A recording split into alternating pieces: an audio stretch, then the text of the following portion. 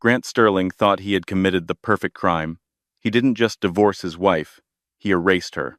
He took the $40 million estate in the Hamptons, the controlling stake in their tech empire, and even the dog. He told the press she was unstable and lucky to have been along for the ride. He thought Camille was nothing more than a pretty accessory he had outgrown. But Grant made one fatal calculation error. He forgot that before she was his wife, she was someone else entirely. He didn't just steal the money, he stole the weapon that was about to destroy him. And by the time he realized who he was actually sleeping next to for 10 years, it wasn't just his bank account that was empty, it was his entire existence. The chandeliers inside the ballroom of the Pierre Hotel in New York City didn't just sparkle, they seemed to judge. It was the annual charity gala for the Sterling Foundation, a night meant to celebrate the philanthropic efforts of New York's newest power couple, Grant and Camille Sterling. Grant stood at the center of the room, a glass of vintage Krug in one hand, his other hand resting possessively on the lower back of a woman who was definitely not his wife. She was Sienna Miller, no relation to the actress, though she certainly tried to look the part, the 24-year-old PR director for Grant's company, Aura Tech. Camille Sterling stood near the periphery, by the shrimp cocktail tower, watching them. At 38, she was still striking, with sharp cheekbones and eyes the color of polished steel. But tonight, she looked tired. She wore a deep emerald velvet gown that Grant had selected for her. He liked her in green. He said it reminded him of money. "He's in rare form tonight," a voice drawled beside her. Camille didn't turn. She knew the voice. It was Harrison Ford, not the actor, but the cynical CFO of Aura Tech. "He's happy, Harrison. The stock hit an all-time high today. Because of the new algorithm update," Harrison muttered, sipping his scotch. "The update you patched in 3 nights ago, while he was networking in Cabo." "Keep your voice down," Camille said softly, finally turning to him. "Grant is the face. I am the support. That's the deal." "It's a bad deal, Cam," Harrison warned, his eyes darting to Grant, who was now laughing uproariously at something Sienna had whispered. "The board is whispering. They say he's making moves, personal moves." Camille smoothed the velvet of her dress. "Grant wouldn't do anything stupid. We built this life together. From the garage in Palo Alto to this." She gestured to the room filled with senators, tech moguls, and old money socialites. But the atmosphere in the room shifted at 9 p.m. exactly. The music, a soft jazz quartet, stopped abruptly. Grant tapped a spoon against his champagne flute, the sound piercing the murmur of the crowd.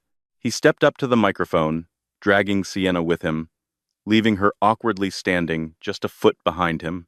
"Ladies and gentlemen," Grant boomed, his charisma radiating like heat, "thank you for coming. Tonight is about the future, and in the spirit of the future, one must sometimes shed the past." Camille felt a cold drop of sweat slide down her spine. "Shed the past? I built Aura Tech on the principles of transparency," Grant continued, his eyes scanning the room until they locked onto Camille. He didn't smile. It was a predator's stare, which is why I want to be the first to tell you. As of this afternoon, I have filed for the dissolution of my marriage to Camille. The room went silent, a literal, suffocating silence. You could hear the ice melting in the buckets. Grant didn't stop. He was performing. It's been a difficult road. Dealing with a partner who struggles with personal instability is never easy. He made a vague, sad gesture to his head. "I will be taking full custody of the company to ensure its stability, and I have generously provided Camille with a stipend to help her find her way. We ask for privacy." He signaled the band. They started playing New York, New York. Camille stood frozen. The humiliation wasn't a wave. It was a tsunami. He had just called her unstable in front of the New York elite. He had announced a divorce at their own gala. Sienna looked over at Camille and offered a small, pitying smirk. Harrison grabbed Camille's elbow. "Cam, we need to go, now." He can't do this," Camille whispered, her voice trembling. "The house, the patents, my mother's jewelry." "He served the papers to your assistant this morning, Cam," Harrison hissed, guiding her through the stunned crowd. He froze the joint accounts an hour ago. I tried to tell you. He's been planning this for 6 months. As they reached the heavy brass doors of the hotel, Camille looked back one last time. Grant was surrounded by admirers, shaking hands, accepting condolences for his burden. He looked like a king who had just executed a traitor. He had taken the narrative. He had taken the fame. He thinks I'm just the wife, Camille said, her voice hardening as she stepped out into the cold November rain. He thinks I'm just the woman who decorated the offices. Harrison opened the door of his town car for her. To the world, that's all you are, Camille. You signed those NDAs. You let him put his name on the patents because you loved him. You ghost-wrote the code, but he owns the copyright. Camille got into the car, water dripping from her hair onto the emerald dress. Where are we going, Harrison? I can't go back to the penthouse. He'll have changed the codes. He did, Harrison confirmed grimly, climbing in beside her. He sent your belongings to a storage unit in Queens. He's thorough. Camille closed her eyes. The shock was fading, replaced by a dull, throbbing ache in her chest. 10 years. 10 years of fixing his mistakes, writing his speeches, debugging his visionary code at 3 a.m., and soothing his ego. She had made herself small so he could feel big. He forgot one thing, Camille whispered, opening her eyes. What's that? He forgot who I was before I was Camille Sterling. The next 3 weeks were a masterclass in public destruction. Grant had hired the most ruthless PR firm in the city, Sterling and Cooper, no relation to the fictional agency, but just as cutthroat. The headlines were relentless. Asterisk, Daily Mail. Sad Camille. The secret struggles of the tech tycoon's wife. Asterisk, page 6. Grant Sterling spotted house, hunting with mystery blonde. It's Sienna, as ex-wife spirals. Asterisk Forbes. Why Grant Sterling's solo act might save Aura Tech. Grant had controlled the narrative perfectly. He painted Camille as a neurotic, spending-addicted socialite who was dragging down his genius. He cited her erratic behavior as the reason he needed full control of the company. Camille was staying in a small, damp apartment in Brooklyn, paid for by Harrison, who was risking his own job to help her. She had nothing. Her bank cards were declined. Her friends, the women she lunched with, the wives of other CEOs, stopped answering her texts. They knew which side their bread was buttered on. On a Tuesday morning, Camille sat on a folding chair, staring at a laptop Harrison had smuggled out of the office for her. Her phone buzzed. It was a blocked number. Hello? You didn't fight the prenup. Grant's voice came through, smooth and arrogant. Hello, Grant. My lawyers tell me you signed the settlement papers. You're taking the $500,000 buyout and the Prius. Smart girl. No point in fighting a war you can't finance. I just want it over, Grant, Camille said, her voice flat. I'm keeping the Hamptons estate, obviously, Grant said, as if discussing the weather. And the Aspen Lodge. Sienna loves to ski. Oh, and Cam? I'm rebranding the Camille Initiative charity. We're calling it the Future Forward Fund. Your name. It just doesn't test well with the demographics anymore. Is that all? I'm doing you a favor, really, he sighed. You were never cut out for this life. The pressure, the spotlight, it was crushing you. Now you can go back to whatever it was you did before we met. What was it? Waitressing? Camille's hand tightened on the phone. I was a data archivist, Grant. Right. Filing papers. Well, enjoy the quiet life. You're welcome. The line went dead. Camille lowered the phone. She looked around the shabby apartment. A leaky faucet dripped in the kitchen. She wasn't a waitress. She wasn't just a data archivist. 20 years ago, before she met Grant, Camille's last name was Vanderhoven. Grant didn't know who the Vanderhovens were because he was new money obsessed with flash and tech trends. He didn't know that the Vanderhovens were invisible money. They didn't appear on Forbes lists because they owned the companies that printed the lists. They were European banking royalty who had gone underground in the late 90 seconds to protect their privacy. Camille had walked away from her family fortune at 18 because she wanted to build something of her own, something real. She had changed her name, cut her ties, and started from scratch. She wanted to be loved for herself, not her billions. She found Grant. She thought he was the real deal. She poured her hidden genius, an IQ of 160, and a prodigy-level talent for cryptographic coding into his startup. She let him take the credit because she feared the spotlight would expose her true identity to her estranged family. But now the anonymity she had craved was her prison. She opened the laptop. She didn't log into Facebook or Instagram. She opened a terminal window. The screen went black, then filled with green, cascading code. Grant thought he had locked her out. He had changed the passwords to the bank accounts, the company servers, the cloud storage. But Grant didn't understand how Auratech actually worked. He thought the Aura algorithm was a cloud-based AI. It wasn't. It was a blockchain-based neural network that Camille had built on a private server located in a bunker in Zurich, a bunker paid for by a trust fund. Grant didn't know existed.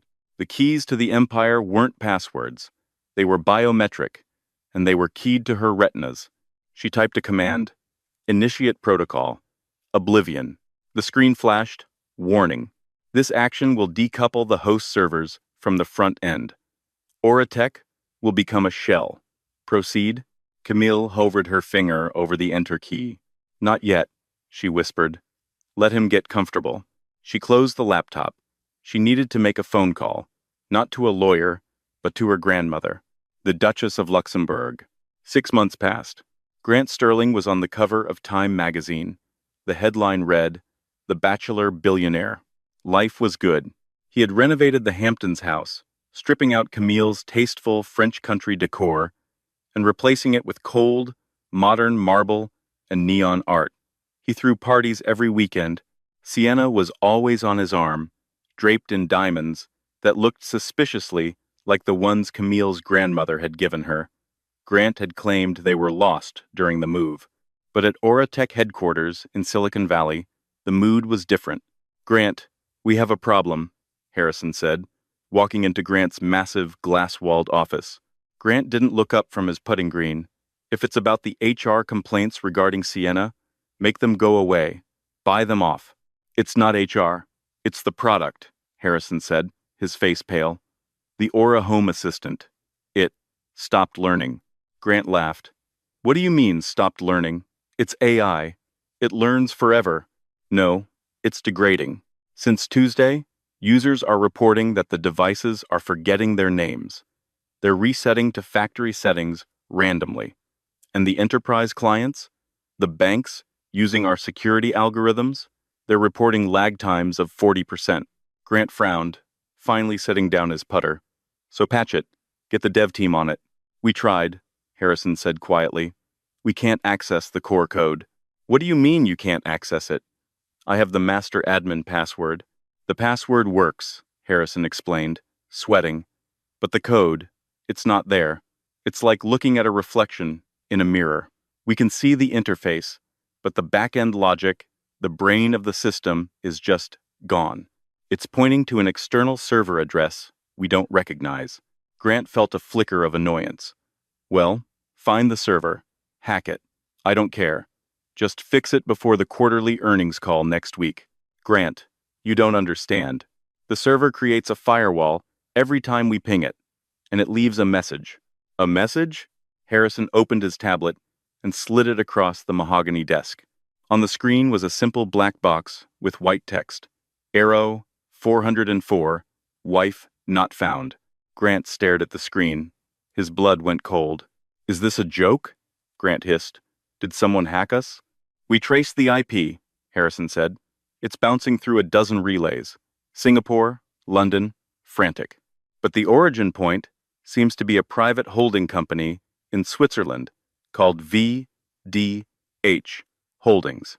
VDH? Grant racked his brain. "Never heard of them. Neither had I, until I looked up who owns the building we're standing in." Grant blinked. "We leased this building from Global Properties. Global Properties was bought out last month," Harrison said, "by VDH Holdings." Grant stood up, walking to the window that overlooked the campus. "So some Swiss firm bought our building and hacked our system. It's corporate espionage. Get legal on the phone. Sue them. We can't sue them, Grant. Why the hell not? Because V.D.H. Holdings just filed a patent infringement suit against us this morning. They claim they own the source code for Aura. Grant spun around. That's impossible. I wrote that code in 2014. Harrison looked at his shoes. Did you, Grant? Or did Camille? Grant's face turned purple. Camille? Camille is living in a studio apartment in Brooklyn, eating ramen. She doesn't have the resources to hire a Swiss holding company. Actually, Harrison said, pulling up a new image on the tablet. This was taken yesterday. The photo was from the Monaco Grand Prix. In the VIP box, sitting next to the Prince of Monaco, was a woman. She was wearing a white tailored suit that cost more than Grant's car. Her hair was cut into a sharp, chic bob. She looked younger, fiercer, and incredibly dangerous. It was Camille, and sitting next to her, holding her hand, was not a new boyfriend.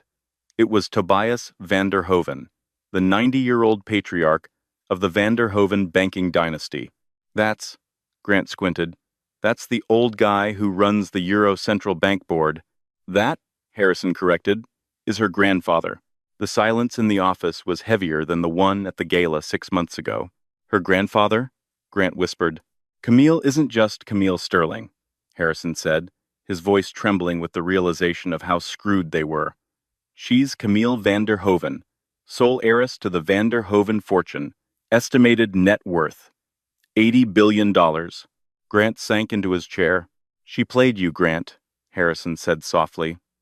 She hid who she was because she wanted a simple life, but you took the simple life away, so now she's going back to her real life.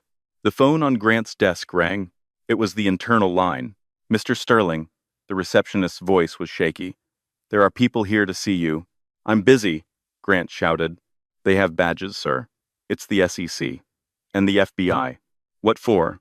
They say they have evidence of fraud, something about falsifying IP ownership on public filing documents.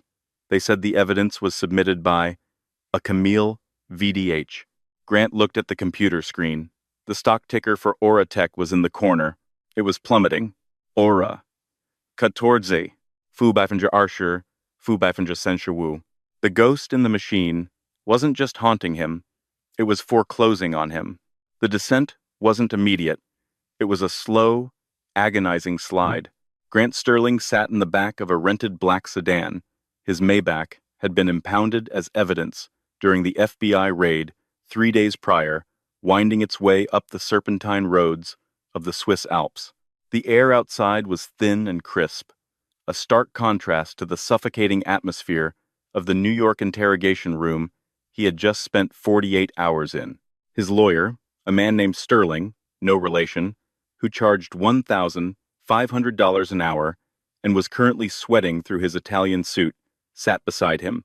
Grant, I need you to listen to me, the lawyer said, his voice tight. We are walking into the lion's den. You cannot go in there demanding things. You are not the CEO of Aura Tech right now. You are a defendant in a federal investigation for securities fraud, and you are a plaintiff in a desperate civil suit. Tone it down. Grant stared out the window at the snow-capped peaks. He ignored the advice. He was Grant Sterling. He had built an empire from a garage. Camille was. Camille. She was the woman who cried during the notebook. She was the woman who made him chamomile tea when he had a sore throat. The idea that she was some European banking tycoon was a hallucination. It had to be. She's bluffing, Alan, Grant muttered, adjusting his cuff. This whole VDH thing, it's a setup. She found a rich sugar daddy, that's all. The grandfather thing is a cover. Alan didn't respond. He just looked at the dossier on his lap. The dossier that contained satellite images of the estate they were approaching. It was called Château de l'Ombre, the Castle of the Shadow. It had been in the Van der Hoven family since 1650. The car slowed as they approached a massive iron gate, flanked by stone gargoyles, and two guards, who looked less like security and more like paramilitary operatives. They carried submachine guns. Grant rolled down the window. Grant Sterling, here to see Camille. The guard didn't check a clipboard. He leaned down, his eyes hidden behind mirrored aviators. Miss van der Hoven is expecting you. You will leave your electronics here.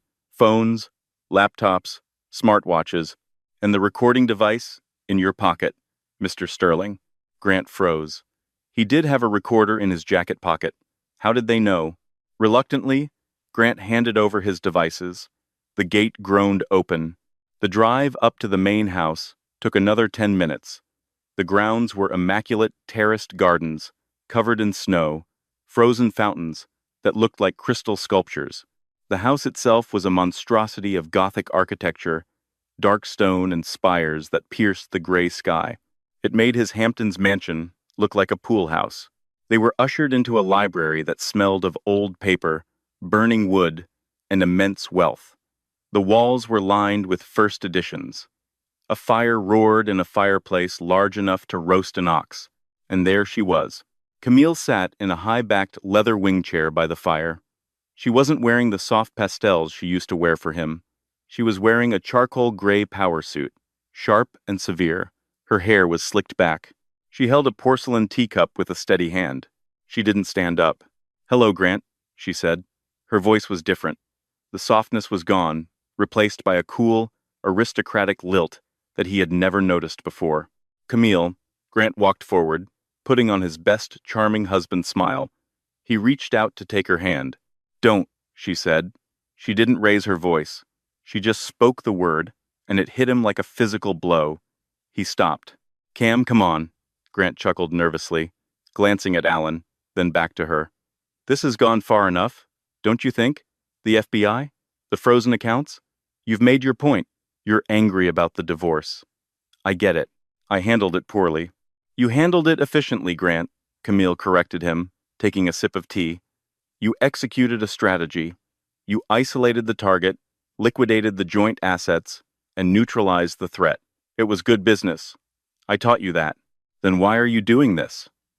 Grant's voice rose. "You've destroyed the stock price.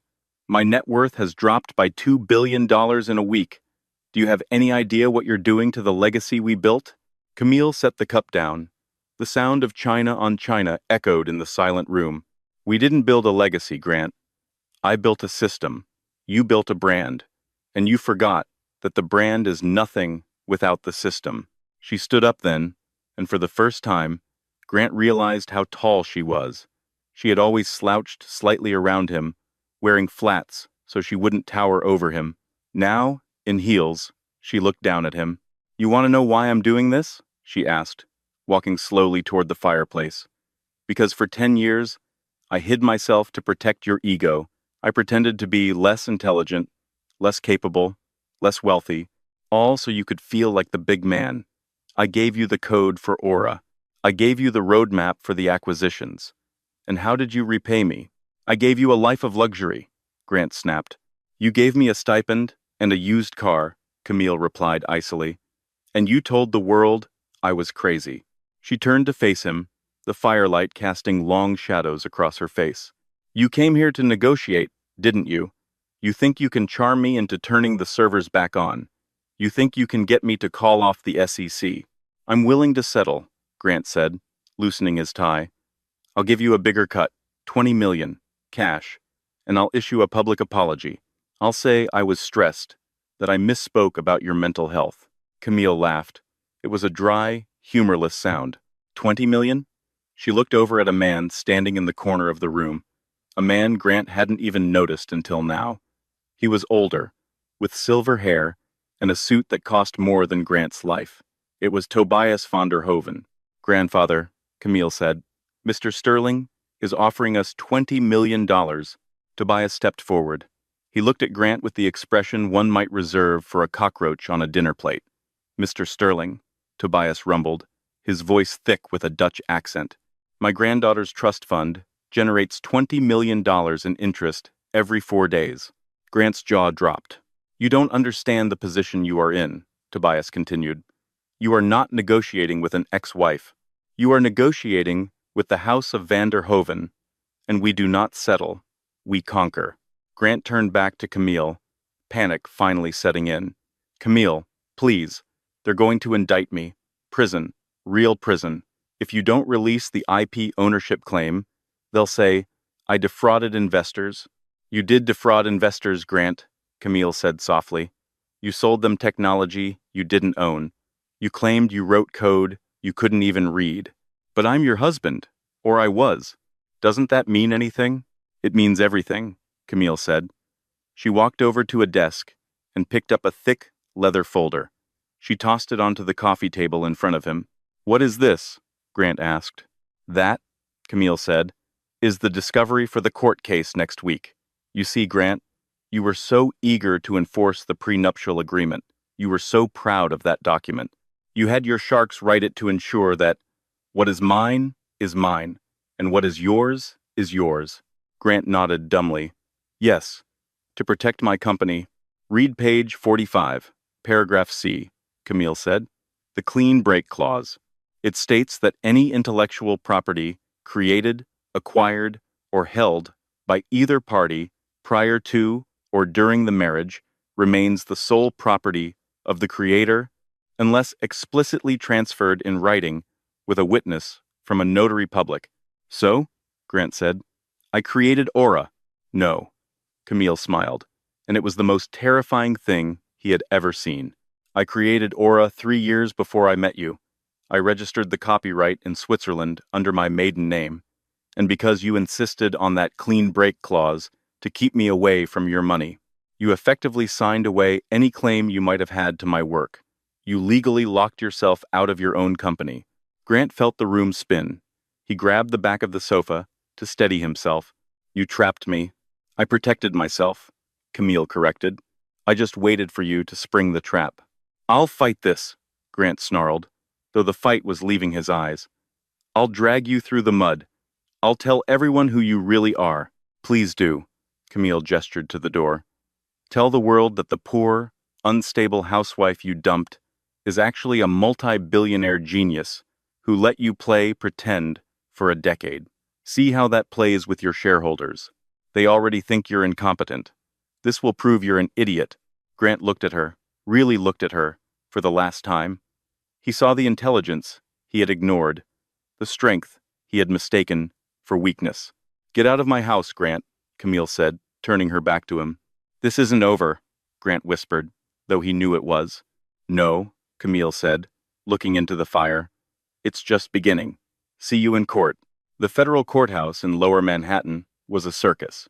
News vans lined the streets for blocks. The downfall of Grant Sterling was the story of the decade. The bachelor billionaire was now the fraudster philanderer. Inside courtroom 4B, the tension was palpable. Grant sat at the defense table, looking gaunt. He had lost 15 pounds. Sienna Miller was nowhere to be found. She had fled back to L.A. the moment the credit card stopped working. On the other side of the aisle sat Camille. She looked radiant. She wore a cream-colored suit, simple and elegant. She sat flanked by 5 lawyers, the best legal minds money could buy. Behind her, in the gallery, sat Tobias van der Hoven, looking like a statue of judgment. The judge, a stern woman named Justice Halloway, banged her gavel. We are here to hear arguments regarding the ownership of the intellectual property known as Aura Core and the subsequent motion for dismissal of the fraud charges against Mr. Sterling based on marital property claims. Grant's lawyer, Allen, stood up. He looked tired. Your Honor, the defense argues that despite the Swiss copyright, the technology was developed during the marriage, using resources from the marital partnership, Mrs. Sterling, Miss. Van der Hoven acted as an employee of Auratech. Therefore, the work is work for hire and belongs to the company. It was a Hail Mary, a weak argument, but it was all they had. Camille's lead attorney, a man named Marcus Thorne, ironic given the prompt's restrictions, but let's call him Arthur Pendleton instead. To be safe, wait. No Arthur. Let's go with Silas Vance. No Vance. Let's go with Robert Sterling. No, too confusing. Let's call him Mr. Blackwood. Mr. Blackwood stood up. He didn't have notes. He didn't need them. Your Honor, Blackwood boomed. The plaintiff's argument rests on the idea that Miss van der Hoven was an employee. However, we have payroll records for the last 10 years. Miss Vanderhoven was never paid a salary, not 1 cent. She was not an employee. She was a spouse. Exactly, Alan interrupted. A spouse. Therefore, it is marital property. And since the prenuptial agreement was designed to separate assets, except for those created jointly, Alan was twisting the logic, trying to find a loophole. Mr. Blackwood smiled. Actually, Your Honor, we are not relying on the copyright alone. We are relying on the fraudulent inducement clause of the divorce settlement Mr. Sterling himself drafted. The courtroom murmured. Grant looked at Alan. What is he talking about? Mr. Sterling, Blackwood turned to look directly at Grant, filed for divorce on the grounds of irreconcilable differences due to spousal instability. He claimed my client was mentally unfit to contribute to the company. He signed a sworn affidavit stating that she had zero input on the technical side of the business. Blackwood picked up a piece of paper. This is that affidavit, signed by Grant Sterling 6 months ago. In it, he swears under penalty of perjury that Camille Vanderhoven does not understand code, did not write code, and has no intellectual claim to the software. Blackwood let the paper float down to the table. So Mr. Sterling is in a double bind. Either he lied in his divorce affidavit, which is perjury and fraud, and admits that she did write the code, which makes her the owner, or he maintains that she didn't write it. But if she didn't write it, and he can't produce the source code or the keys because he doesn't know them, then Auratech is selling a product that doesn't exist, which is securities fraud. The silence in the room was absolute. It was a checkmate so brutal that even the court stenographer stopped typing to look up. Grant buried his face in his hands. He realized what he had done. In his arrogance to discredit her during the divorce, to paint her as a useless trophy wife, he had legally cut off his only lifeline. He had sworn on record that she had nothing to do with the code, so he couldn't now claim it was marital property. Judge Holloway looked over her glasses at Grant. Mr. Sterling's counsel, do you have a response? Alan stood up, opened his mouth, and closed it. He sat back down. No, Your Honor. However, Blackwood wasn't finished. There is one final twist, Your Honor. A matter of jurisdiction. Camille stood up then. She walked to the podium. Your Honor, Camille said, her voice clear, Mr. Sterling believes he is divorced. He believes he dissolved our marriage 6 months ago in a Nevada court. I did, Grant shouted, standing up. I have the decree. Sit down, Mr. Sterling, the judge barked. Camille turned to Grant. You dissolved a marriage between Grant Sterling and Camille Miller. Grant blinked. That's your name. Camille Miller Sterling. No, Camille said. Miller was the alias I used when I entered the country. It is on my driver's license, yes, but it is not my legal name. I never legally changed it. And on our marriage license, the one you signed in Las Vegas 10 years ago while you were drunk, you didn't check my ID. You just signed. She pulled a document from her folder. This is the marriage license. You married Camille Miller, but Camille Miller does not exist. There is no social security number attached to that person, no birth certificate. She leaned in, her eyes locking with his, which means, Grant, we were never legally married. The prenup is void. The divorce is void because the marriage was a fraud from day one. I was never your wife. I was just a ghost you were sleeping with. The courtroom erupted. Reporters were shouting. The judge was banging the gavel. Grant sat frozen. If they were never married. If there was no marriage, Blackwood concluded, his voice cutting through the noise, then there is no marital property. There is no joint effort. There are two strangers, one of whom, Miss Vanderhoven, owns a piece of software, and the other Mr. Sterling stole it. Blackwood turned to the judge. We move for immediate summary judgment on the copyright theft claims, and we recommend the district attorney take a look at the perjury committed by Mr. Sterling. Judge Holloway nodded. Motion granted. Marshals, please take Mr. Sterling into custody pending the review of his bail conditions given the new flight risk assessment. Grant felt the cold steel of handcuffs click around his wrists. He looked at Camille one last time. She wasn't smiling. She wasn't gloating. She was just looking at him with a profound, terrifying indifference. He had taken the house. He had taken the money. He had taken the fame. But she had taken his life. As the marshals led him away, Grant saw Harrison standing in the back of the room. Harrison gave him a small, sad wave. Camille turned to her grandfather. "Let's go, grandfather. I have a company to liquidate." "Of course, my dear," Tobias said, offering her his arm.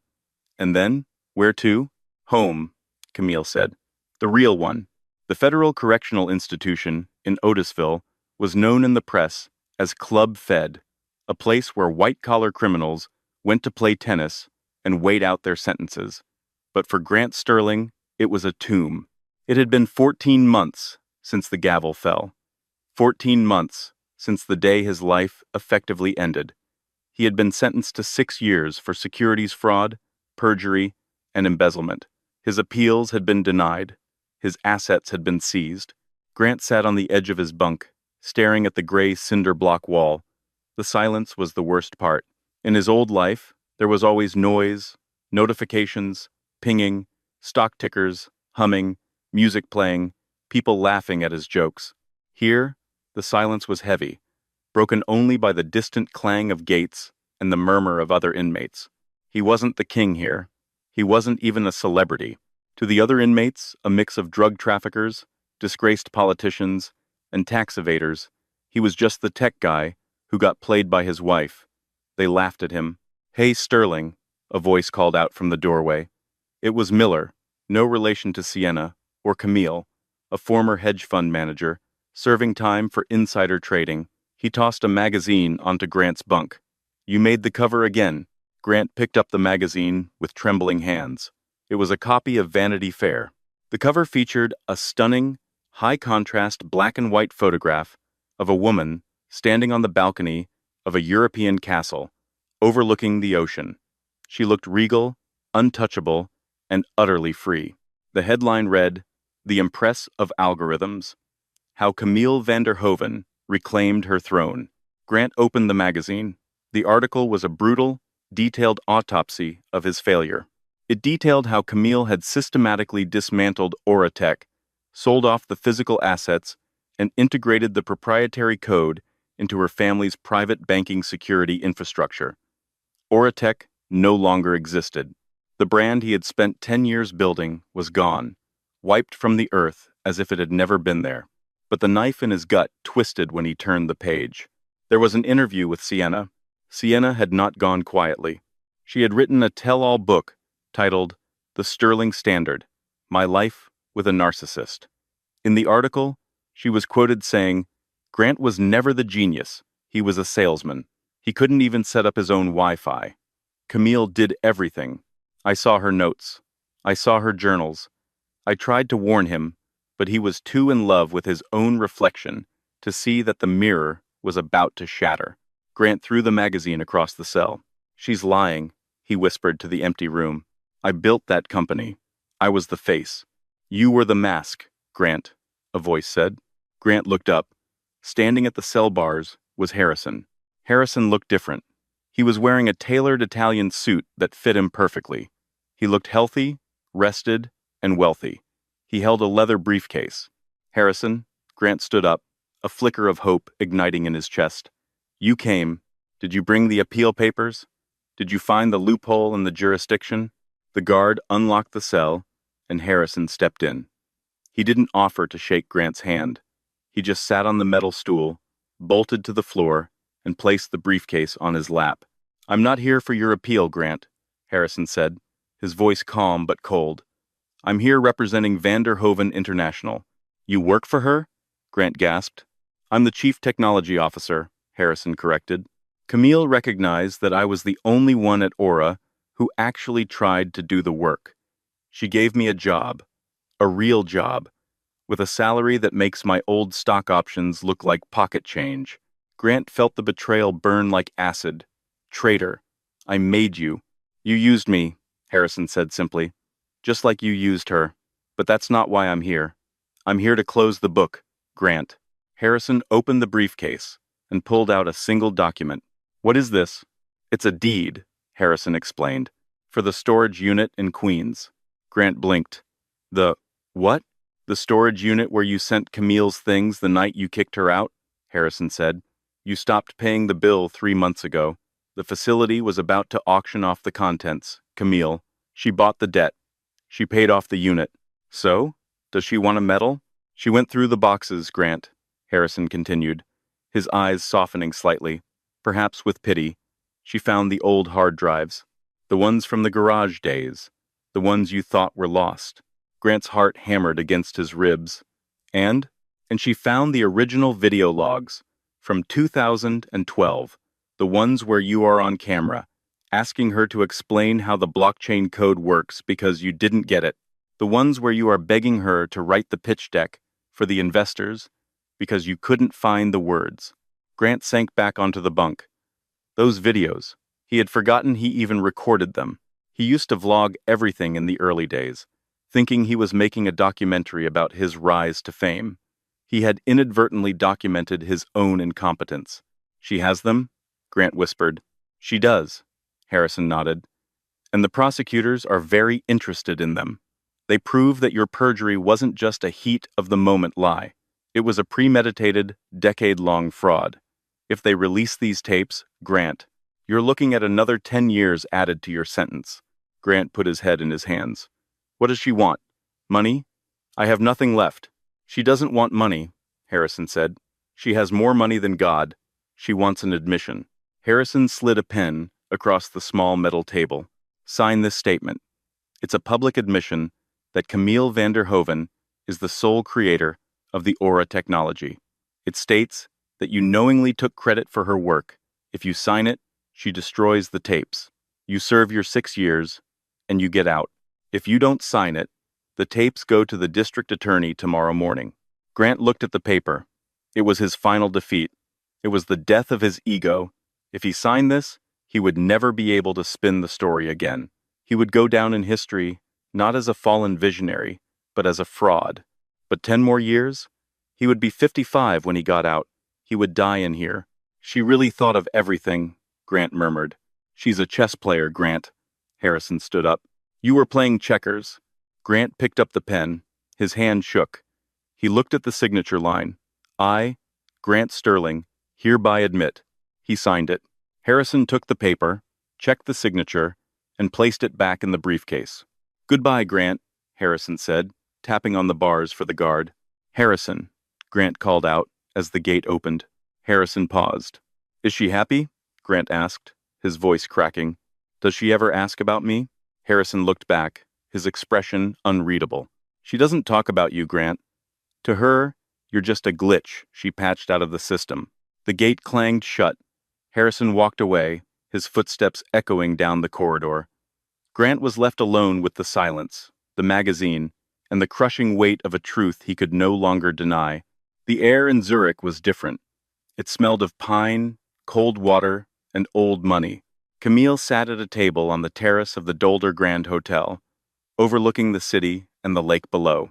It had been 2 years since the trial, 2 years since she had walked out of that courtroom and back into her real life. The transition hadn't been seamless. Reclaiming her identity meant navigating the sharks of the European banking world who thought she had gone soft during her American sabbatical. They tested her. They tried to undermine her. She crushed them all, not with shouting or lawsuits, but with the quiet, ruthless efficiency of the code she wrote. She streamlined the family holdings, cut the dead weight, and tripled the charitable output of the foundation. Miss van der Hoeven? Camille looked up. A young woman stood there, holding a tablet. She looked nervous. It was her new assistant, a brilliant Oxford graduate named Clara. Yes, Clara? The board is ready for you inside. They're anxious about the new initiative. They say, making the medical data algorithm open source is financially irresponsible. Camille smiled. It was a genuine smile, one that reached her gray eyes. They're bankers, Clara. They think giving away free coffee is financially irresponsible. Let's go explain it to them. Camille stood up, smoothing her skirt. She walked through the glass doors into the private conference room where 12 men in gray suits sat around a long oak table. Her grandfather, Tobias, sat at the head. He winked at her. "Gentlemen," Camille said, taking her seat at the opposite end. "Let's begin." Camille, one of the board members, a man named Peter, started. "We have reviewed your proposal for the Phoenix Project. You want to take the core code of the Aura system technology, worth billions, and release it to the public domain? For medical research?" "Correct," Camille said calmly. "But why?" Peter sputtered. "We could license this to hospitals. We could make a fortune." "We have a fortune, Peter," Camille said. "The van der Hoven family has enough money to buy a small country. What we don't have is a cure for the cancer that killed my mother, or the Alzheimer's that is taking your father." The room went quiet. "The Aura code is a pattern recognition engine," Camille explained, her voice gaining strength. "It was used to predict stock trends and sell ads. That was a waste of its potential. That was his vision. Small, greedy." She stood up and walked to the whiteboard.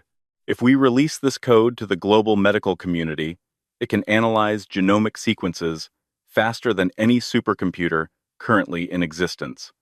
It can find patterns in disease progression that humans miss. It can save lives, millions of them." She looked around the room. "I spent 10 years building a cage for a man who only wanted gold. I am not going to build another cage. I am going to build a key." Tobias cleared his throat. "I move to approve the proposal." "Seconded," another board member said quickly. "Passed." Tobias slammed his hand on the table. Later that evening, Camille returned to the chateau. The house was quiet, but it wasn't lonely.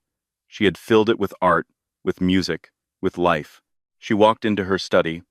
On the desk sat a small, framed photograph. It wasn't of Grant. It was a picture of her younger self, at 20, sitting in a dorm room with a laptop, smiling, full of dreams. For a long time, she had hated that girl. She hated her for being naive enough to fall for Grant's charm. She hated her for making herself small. But now, she picked up the photo and touched the glass. "You weren't stupid," she whispered to her younger self. "You were just hopeful, and you survived." Her phone buzzed. It was a text from Harrison. "Update. The press release is out. The Phoenix Project is live. The stock market is confused, but the medical journals are going crazy.